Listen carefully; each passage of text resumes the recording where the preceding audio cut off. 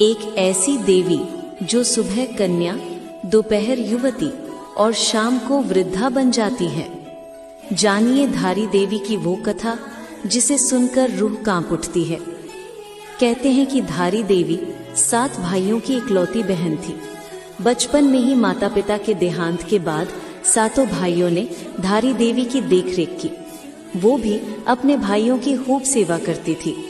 तभी भाइयों को पता चला कि उनकी बहन की ग्रह भाइयों के खराब हैं, तो वो बहन से नफरत करने लगी। जब वो कन्या 13 साल की थी तो उसके 5 भाइयों की मृत्यु हो गई। बचे हुए 2 भाइयों को लगा कि इसी बहन के ग्रहों के कारण भाइयों की मृत्यु हो गई है।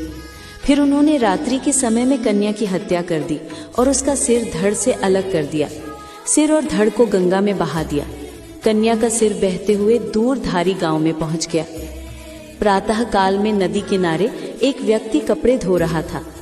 उसे लगा कि एक कन्या डूब रही है। तभी उस सिर में से आवाज आई कि डर मत, मुझे बचा। उस व्यक्ति ने ऐसा ही किया। जैसे ही उसने कन्या समझकर सिर को उठाया तो कटा हुआ सिर देखकर घबरा गया।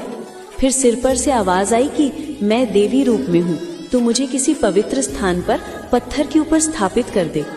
व्यक्ति ने वैसा ही किया। तब देवी ने उसे सारी बात बताई और पत्थर में परिवर्तित हो गई। धारी देवी मंदिर उत्तराखंड के पौड़ी गढ़वाल में स्थित है। माँ धारी को उत्तराखंड की रक्षक भी कहा जाता है।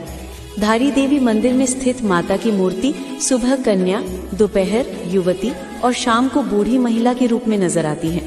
बद्रीनाथ केदारनाथ जाने वाले भक्त यहाँ रुककर माता के दर्शन जरूर करते हैं। माना जाता है कि धारी देवी उत्तराखंड की 4 धाम की रक्षा करती हैं। माँ धारी को पहाड़ों की रक्षक देवी माना जाता है। Download ShareChat.